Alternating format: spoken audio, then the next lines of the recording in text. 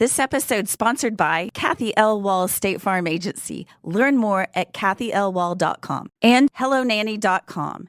Say hello, nanny, and goodbye to stress at hellonanny.com. And Stuart Arango Oral Surgery. Learn more at saoralsurgeons.com.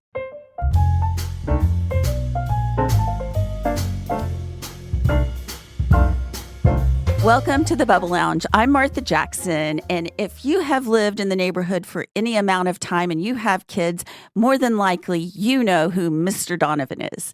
He is our guest this week, and we were talking on the phone the other day and had a very interesting conversation about embracing the child that you have, not the child that you want. Basically, we're putting a lot of pressure on our kids for academics, athletics, socially. And what we're going to talk about is really learning how to respect your kids and meeting them where they are and not where you're wanting them to be, and help them grow and be more fulfilled. I am so excited to welcome back to the show, Mr. Donavan. I wanted to give a personal thank you to our good friend and show sponsor, Kathy L. Wall State Farm Agency. We have known Kathy for more than 15 years, and there is no person we trust more when it comes to insurance than Kathy L. Wall. Kathy is always available to help you find the right insurance for your family needs, whether it's covering your home, auto, or providing a life insurance policy tailored to the unique needs of families in Highland Park. My family trusts Kathy with our insurance, and we hope you will too. Please visit kathylwall.com to learn more and let her know that Martha from the Bubble Lounge sent you. Mr. Donavan, thank you so much for being here today. Oh, always happy to be here. Always happy. Well, there may be some people out there that actually don't know you. So can you tell us a little bit about yourself and what you do? A little bit about what I do. Simple version is I get to be the surrogate uncle to all families. That's simple. And then a life coach. But, I started out with skills and coaching, but it evolved into something more than that. Now I do more counseling than anything. And now that I've done it for 35 years, celebration of doing this, I have a little bit of wisdom packed in. So I get to be the uncle status now instead of just the coach. Well, my favorite thing is when I'm driving around the neighborhood and I see you in a yard working with a kid in the front yard of a house. And it just always makes me laugh. And I roll down my window and say, hey there. Everyone does. It's like the community deal. It's like he's out in the yard again. There he is. He's everywhere. Yes, everywhere. Well, I love it. Well, you and I were talking on the phone the other day, and we ended up having a very interesting conversation. I was like, we got to make this a podcast. I have stories. You really do. You really have do. Stories. Well, we were talking about how you are doing more counseling than coaching right now, and you've always been known for coaching, and then you've always had this just really amazing insight of being able to kind of figure people out, especially kids, just like the moment that you start spending time with them. It's kind of surreal, actually, to watch. It's like that sight beyond sight setup. It's like you have a superpower. Exactly. Exactly. You just meet people where they are. And that's one of the biggest things that I've been able to do. And again, a little bit back history, everyone thinks that I was this great football player or what have you. No. And touching back on a few episodes that I've done with you guys, I was never the athlete. I was the skinny Steve Urkel kid. I've seen pictures, and he's not exaggerating. I mean, you would not recognize the guy. Yeah, and now it's like I'm big and buff, and the kids listen to me. It's because I really think, per the universe and per my faith and belief, if I didn't go through the things I went through, the bullying, the teasing, which most people go through, I had a little extra seasoning in that, but it helped me to understand what a lot of kids are going through, and adults even, because we still carry those wounds and scars. Sure. And so that's where now the counseling aspect, because now I see it and I tell people, listen, I've seen this story. Okay, let me save you some time. Everyone needs to kind of get their toes wet, but let me save you some time. Yeah, right. Well, one of the things that we were talking about is just this competitive nature of parents. And tell me what you're seeing. Obviously, you've worked with a ton of kids for many, many years. How have you seen this evolve and what's going on right now? Well, we all want the best for our children. We want the best for ourselves. And sometimes we feel that when we're not doing our best, we could do better. However, children don't always have that voice, and they don't have the acumen that we do as adults to say, hey, we're going to make this choice. I'm going to try harder, apply harder. It's easy to say after 40 years that, hey, you should do this, you should do that. But again, it's how it lands. It's how it's said. It's how it's presented. For instance, you have families that when I get there's chaos, but I get to, as you've seen me work in yards, homes, and everywhere else, how do I get to walk into your home, not raise my voice, and the kids are waiting for me next week, and they're just like, don't leave. But I give them a voice, and it's like a little bit of understanding. Less is more. Sure. So that's forgive me. That's what I see, and it's just wild. So that's why I do more counseling than anything to help people understand the child and actually sometimes who they are. Sure. And you end up digging up old wounds and things Mm-hmm. that they've never talked about. Right. And then so now one of the qualifiers is when I meet new families, I ask them, I go, what would you like to happen? I mean, yes, you saw me in this yard or what have you. That's the motive there. But what would you like to happen? And most can't tell me. Hmm. They can't. Wow. It's just mind blowing. And like, well, I saw you working with whomever. Like, yeah. And that's a different set of circumstances. But what would you like to happen from our relationship that I developed with your family? And it's like, oh, stunned fish. Well, what are some of the common pressures that you're seeing parents are putting on their kids right now? Obviously, winning is number one. Yeah. And that comes at its own certain cost. That's a whole subject in and of itself. But what I'm seeing mostly is the pressure to win at all costs and, apply more pressure. You're going to do this, do it this way. And the coaching as if there's some hidden agenda. And it's like, hey, there should be some fun in this. It's not your life. If you want to compete, you should go to an adult league. And, our job is to discipline, teach, and love. But that's not love. That's just abuse. Yeah. I mean, if you went to work for a company and they treated you like that, you'd be an HR nightmare. But to your kid, it's try harder. Oh, okay. How does that land? How does it sound? And we have many societal examples of being pushed, sports and movie stars alike, but notable names. And our biggest one is Michael Jackson, Sure.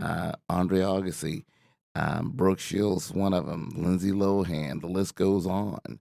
And Venus and Serena Williams. Sure, you can have that fame, but it comes at a cost, and not everyone's willing or can afford to pay that cost. Well, what do you think the motivation is for parents to be pushing their kids so hard? Things that they didn't get fulfilled. Right. Yeah. It's something that we all know.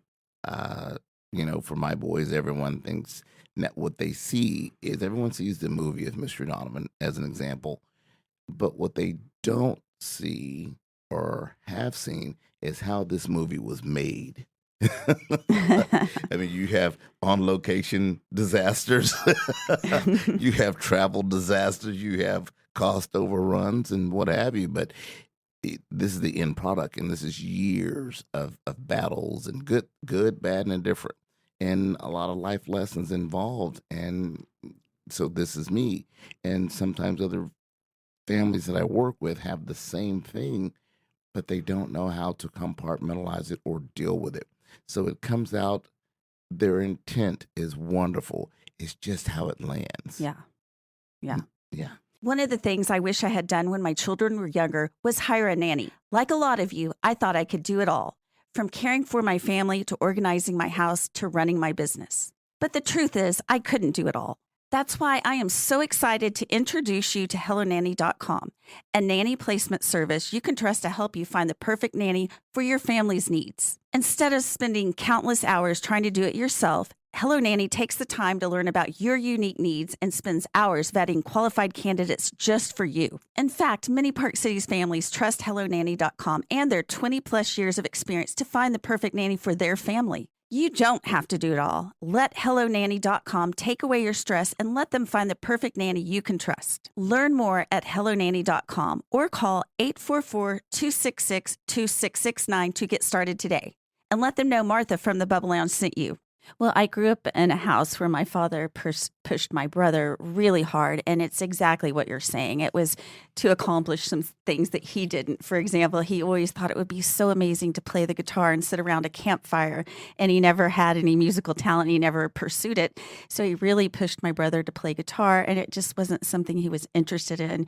And there were arguments, and every night when he'd say, "Get the guitar out," I'm like, "Oh God," like I'm running to my room. I don't want to be around it. So I have seen firsthand what kind of impact that can have. Yeah, it's going back on one of our podcasts. Thank you again for having me again. We talk about how do you date? You're always dating. Hmm. I want to brush my teeth, comb my hair, and smell good, and I want to invite you. It's like a buffet. It's like, you don't like the chicken? Okay. How about the fish? You don't like the fish? How about the lamb? Options. And I think one of the biggest things is we forget to give people options and recognize that, hey, they have their own feelings as well. And we can get hell bent on, okay, this is the way it should go. This is my movie. This is the way it should go. But it's like, hold up. We're the actors in your movie. We don't exactly like the script because it doesn't fit us. Right. And most people have a hard time with that. Yeah, that makes sense. Well, what are some of the signs that you've seen with kids that that are obvious signs that they are being pushed too hard and they are getting burnout, and you can see the impact on them? Oh, first of all, it's the eye roll, the facial expressions, the physical. You see that right off the bat. It's like, well, come on, let's go to baseball. It's like watching paint dry. Sure. Yeah. And their movement starting to get slow because, again, as children, they don't have any recourse. Or soccer is my worst or my best example of it. You'll see where the kids are just out in the field. They don't want to be there. And Yeah. so, they can't walk away. They can't go get in the car. They can't go get Starbucks. So, you know what? For them to shut out what I call the noise, they're just on the field playing with flowers. Oh, yeah. Yeah. They're just going to, you know what? This is how they escape. You know what? There's a doodle bug on the ground. I'm just going to focus on the doodle bug. I don't want to play soccer. It's hot. I don't want a juice box. And you're yelling. And all the parents are yelling loudly. Again, if you worked in an environment like that, it'd been an HR nightmare. Yeah. So that's that there. Are you looking for oral surgeons with serious skill? Well, then you should visit our friends at Stewart and Orengo. They have expertise in just about every type of oral surgery you can imagine. That means they offer full-scope oral, facial, and implant surgeries for both children and adults. And when I say skill, I mean it. They offer a TMJ, total joint replacement surgery, that only a handful of oral surgeons in America are able to perform. This knowledge comes from doctors Orengo and Stewart being trained by some of the most well-respected surgeons in the world. Together, Stewart and Orengo have a thorough understanding of what it takes to achieve optimal facial aesthetics and the best results from dental implants. So want to experience a level of expertise that has won multiple Best in Big D awards for yourself? Come visit them. Stewart and Orengo are conveniently located at Northwest Highway in Hillcrest. To learn more about them or book your appointment, visit sasurgeons.com. That's sasurgeons.com. So how can parents strike a balance between, encouraging their kid while also being able to see that it's becoming too much? Think about some of the best hotels that you've been to. You become a concierge. I mean, it's like, hey, I saw what you did and I know why you're here. Or like some of the best waiters on the best restaurants. They know just when to serve you water, when to come back, not to interject, to let you lead or really make a suggestion that may benefit you, such as, hey, today we have a nice light salad, or, it's hot, you don't want a hot food. It's kind of like having the wherewithal to know beforehand and just think before say, pause before send, and think about how it lands. Just take a deep breath and go, hey, is it okay if I play soccer with you? Or, hey, I saw this that I thought you might like. Would you like to try it? It's how you say it. That's one of the biggest and easiest things to do. Is just understand how it lands. How does it sound to you? I mean, I'm talking to you nicely. Like, hey, Martha, I'm going to come do a podcast. Oh, it's like, okay. Well, hey, Martha, I'd love to be on your podcast again. And I think it'd be great if you had me on. Or is it okay if I come and do another show with you sometime?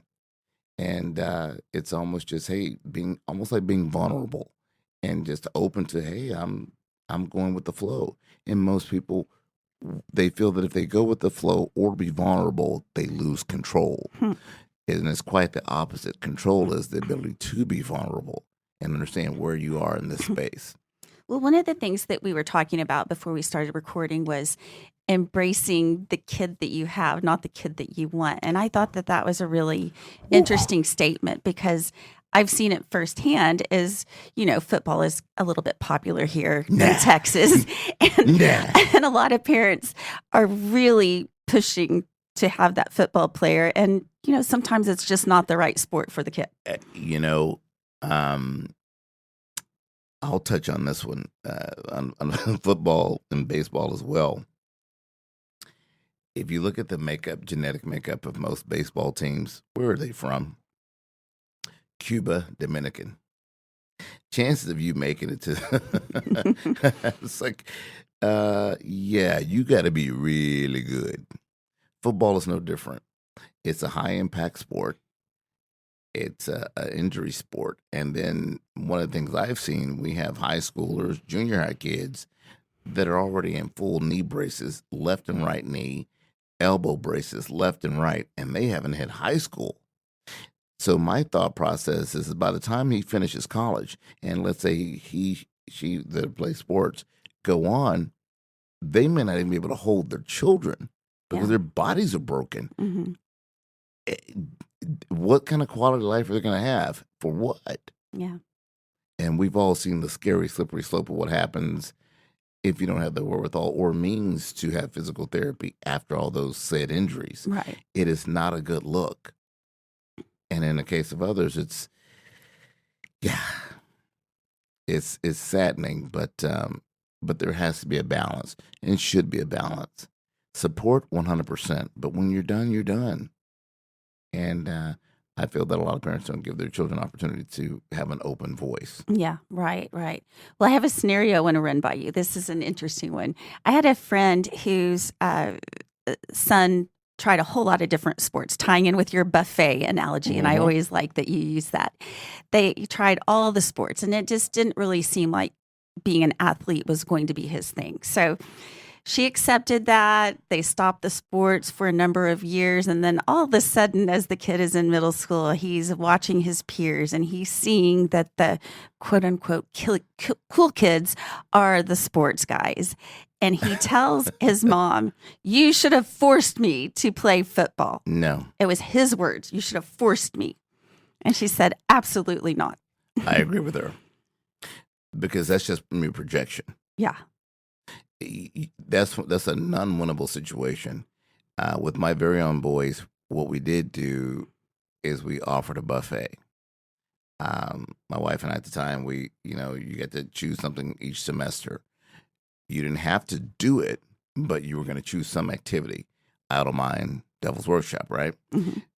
But what you weren't going to do, the non-negotiable in the house was you just weren't going to be idle. It could be tennis, it could be art, but for the social. And it was more of, hey, one day you might go to school, and even now my boys did soccer and football, swimming. But to this day, neither one of them plays those sports. Jordan went into band, and now he's in Seattle. And his biggest thing is hockey. Hockey. Who knew? And we didn't have those options at the time, So he's almost 30, and Justin's 23. But they both love hockey. Mm-hmm. Now, I took them to a few games. No interest. Didn't force it down their throat. We had tickets, and I would have been willing to do it. But they could care less about any of the sport realistically as grown men. And like, "Dad, come to the hockey game with us." And I'm like, sure, but hockey? Okay. But again, that ties into having a buffet and choices. But no, standing your ground and saying no to the child that says, "You should have forced me." No, that's not how that works out. Because again, it has to be their idea.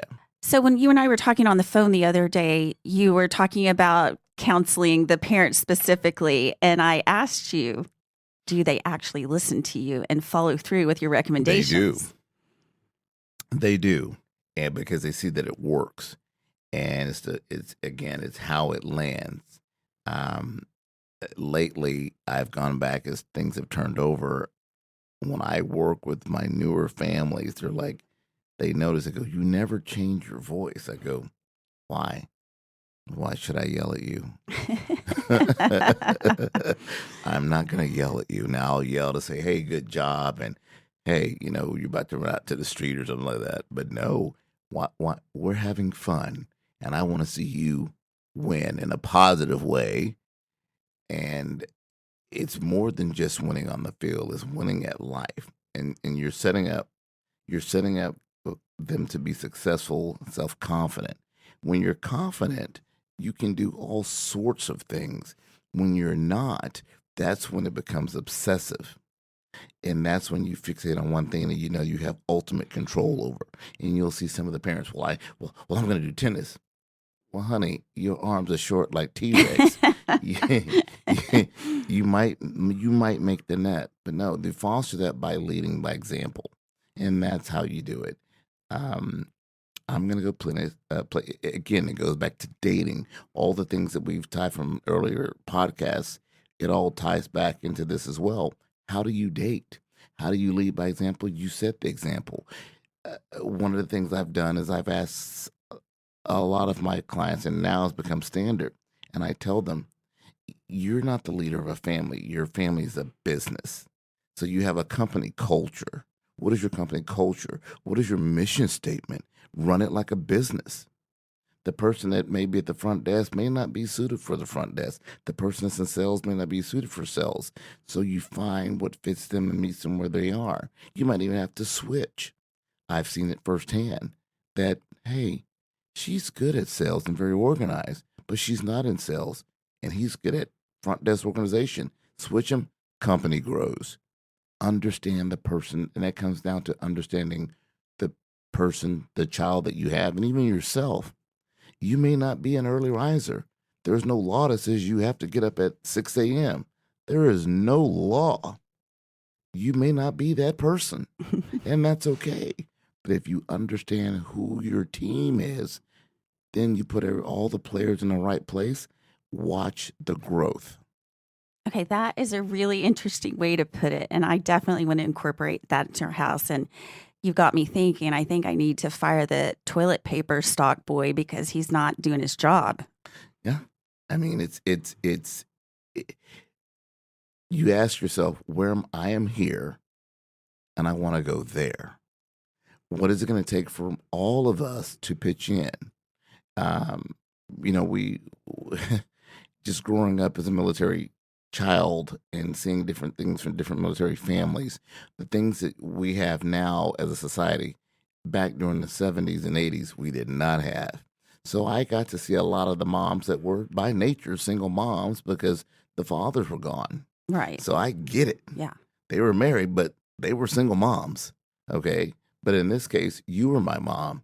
The lady next door was my mom. It was a community. Mm-hmm. And I learned from that, there's a priority of, hey, we're going to do this to be respectful of yourself, respectful of others, respectful of your team, and definitely respectful of yourself. And you have those core values, and that helps. So, Mr. Donavan, you have been recovering from cancer for a few years now, and we were Yes. talking about your holistic approach to health and all the benefits that you've seen from it. Yes. And I just wanted to kind of tie that in with our kids because our kids have a pretty bad diet these days. Well, I can speak firsthand. So first of all, I'm thankful that I'm still able to do what I do 35 years into this, and I'm still teaching some of the children, now adults, that I taught when I first started. I now teach their children. Oh, So wow. I've crossed into that threshold. But one of the things I have seen that's different from when I started to now is diet. And with me having my own health journey and being completely holistic now, people see me and they're like, man, you're beefed up, you're working out. No, it's good nutrition and good diet and watching specifically what I eat, because those things are factors. A simple version is this. Your body is a Ferrari, and it needs premium fuel. You can put regular leaded in it, unleaded in it. It'll work, but it won't perform. Yeah, right. It'll go, but it won't go. And then it causes all sorts of issues. It doesn't get into gear. It's sluggish. Sounds like some of our children, right? Well, we get to control the fuel that goes in their bodies. And that goes a long way for your health and maintenance. And that's the difference between you being done in 5 years and needing another one, or you running 300,000 miles, which I kind of feel that after 35 years. I think I'm about 500,000 miles, and I still got another 500,000 to go. And willingly and wanting to. But again, it comes down to diet. Yeah, And I mean, nutrition. it's so important. And you've seen Yes. some really great benefits from the changes you've been making. Yes, and when you think about some of the things that we, and I won't preach to anyone about this one, but just take a look at if you can't pronounce it. Probably doesn't need to be in your body. Probably doesn't need to be in your body. I mean, sometimes we know more about the school choices that we've made. We know more about the car options that are on the car. We know where our travertine tile comes from, where it's sourced. Tell me I'm wrong. And I would like for everyone just to be aware of what they're placing in front of their mouth. And that's the one choice you do have control over. Of, hey, I get to control what I do eat. Okay, and what goes in my body, because it's my own temple that will carry me for many, many, many years. And you have to take care of it. And I'm a living testament of that. And I can't say enough about it. And so when it comes to the children, I want them to have the best nutrition they could possibly have. Now, granted, sure, you can go to a party and have a bite or two of this, or even a lick of ice cream. You have to live. You're going to live. And you should live. But some stuff you just shouldn't put in your body. You always have the best analogies. I love the way that you frame things. I was that weird kid that had, I had no friends, so I'd have to make conversations. Call my sister; she'll verify everything. Well, do you have any final thoughts or advice to pass along to parents to make sure that they are raising healthy, well-adjusted kids? Yes, you don't. First of all, you don't have to be their friend, and boundaries are good ones. Healthy boundaries. Healthy, and I stress healthy as in mental, emotional, physical boundaries are healthy and good. Boundaries are good. However, there's a lot of gray because that gives insight for interpretation and for them to make a few mistakes. But the core boundaries you should have. Again, your family is a business and you have a mission statement. And you will have much success when you have those core values in your company, i.e., your family. Well, that is perfect. Thank you so much for being here today. I love all the information you shared. I think you're going to help a lot of us out there. It's always a pleasure. Well, that's been another episode of the Bubble Lounge. I'm Martha Jackson, and I'll catch you next time.